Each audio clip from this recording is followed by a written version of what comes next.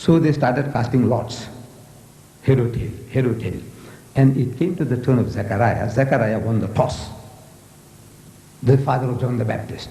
He won the toss. But in things like this, there's always a dispute. You say, you didn't play fair. You didn't throw the dice nicely. So there was a dispute. So the Quran tells us that, oh Muhammad, you were not there when they cast lots with arrows as to which of them should be charged with the care of Mary, nor was thou with them when they disputed the point. How do you know these things? How does Muhammad know? He is an illiterate man, a man who doesn't know how to read or write. How does he know this? So Allah gives the answer. كَذَلِكَ مِنْ أَنْبَاءِ الْغَيْبِ نُوحِيهِ إِلَيْكَ. This is part of the tidings of the things unseen, which we reveal unto thee, O messenger, by inspiration. This is how he got this knowledge. Whatever is given to him, he's got no choice, he's got to utter them. That Mary, a Jewess, the mother of Jesus, she is a woman chosen above the women of all nations. It doesn't make sense. When the Jews were looking down upon the Arabs for 3,000 years, do you know that? They said Father Abraham had two wives, Sarah and Hajara. Sarah and Hagar. We, the Jews, they say we are the children of Sarah. The first son through Abraham, Isaac. And from Isaac to Jacob, and Jacob to Judas, and Judas and his brethren, the 12 tribes of Israel, Jacob and all 12 tribes of Israel, and we are the Jews, the chosen people. Coming from this noble ancestry of Abraham through Isaac. Ishmael is the son of Hagar, Bibi Hajara. Ishmael is the first son, and through him the Arabs. They are cousins. Father Abraham is the father of the Jews as well as the Arabs. But the Jews have been looking down upon the Arabs for 3,000 years, that these Arabs are Hagarines. In the literature they call the Arabs Hagarines, means the children of Hagar, Bibi Hajara. And Islam, they say, is Hagarism. The religion of the children of Hagar, of the Arabs. Hagarism. These are the titles they give us, the Jews, our cousins. And yet this man, Muhammad, is honoring a Jewess to the skies. Amazing. It's unbelievable. You can't believe. I said, if Muhammad did that job, why did he do such a thing? It's a silly thing, wallah. It's a silly thing. He's offending the Christians. And he's offending the Arabs. The Arabs, naturally they feel that another Arab woman might have been a likely candidate. Not his own mother, Muhammad's mother, not even his mother, not his wife, not his daughter. When we believe that his daughter Fatima will be the leader of the women of paradise. But no, even her name is not mentioned in this book. Her name is not mentioned. Muhammad's mother's name is not mentioned. Not a single of his wife's names are mentioned. Amazing, this book. So people get puzzled. You see, when they get a book like this, you present them, they are looking for Muhammad, his family history. And you don't find it. You wonder who is his father. You know his father's name is not there. You don't know where he was born. It's not here. Do you know that? Who was his father? Who's his mother? Where he was born? Where he died? Nothing, nothing at all. Why? Jesus, his enunciation, the good news, is described in 2 places in the Quran. 2 places. Muhammad's birth is not mentioned at all. Muhammad is mentioned 5 times, Jesus 25 times, Moses 136 times. No.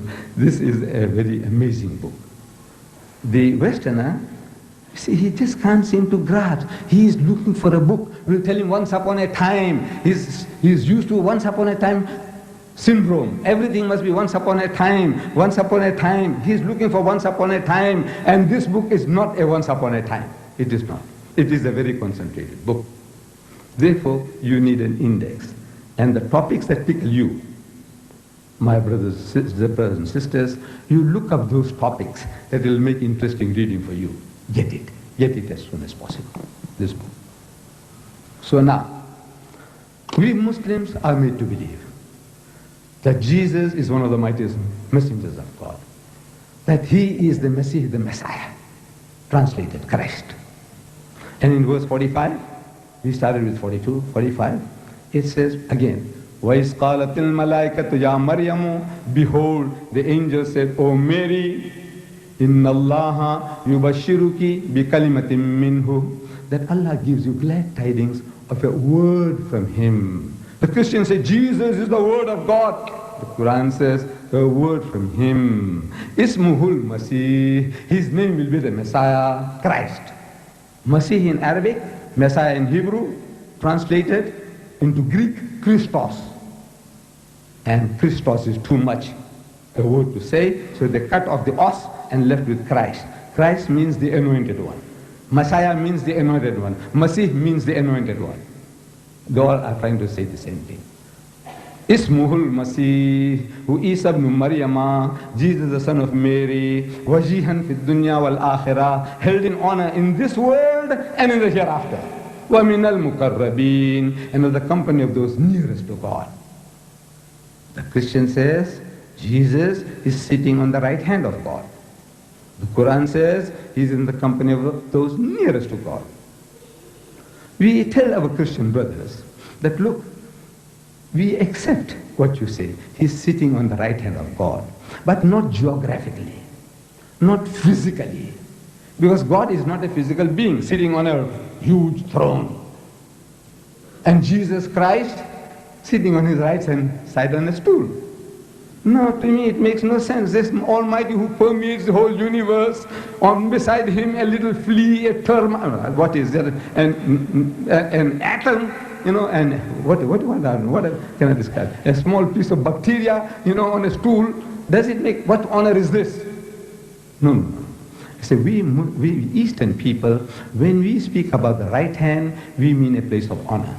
My right hand man is not necessarily sitting on my right hand side. He can be sitting on my left hand side. He can be sitting behind me. He can be in front of me. My right hand man. I mean, anything I want to discuss, I have a problem, I want to consult, I consult my right hand man. But my right hand man will be sitting on my left hand side.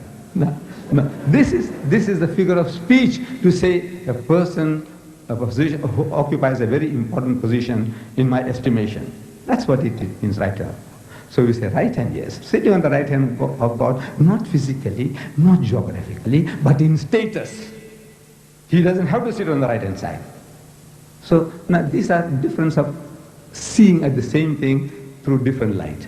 You don't have to accept our interpretation. They don't have to. But you say, now look, this sounds more reasonable to say that He occupies a very, very important position. And وَيُكَلِّمُ النَّاسَ, He will speak to the people, fil mahdi wa kahlan, in childhood and in maturity, wa min as-salihin, and He shall be of the company of the righteous. This is Jesus. He will speak in childhood and in maturity, and He will be in the company of the righteous. This is again confirmed in the Quran.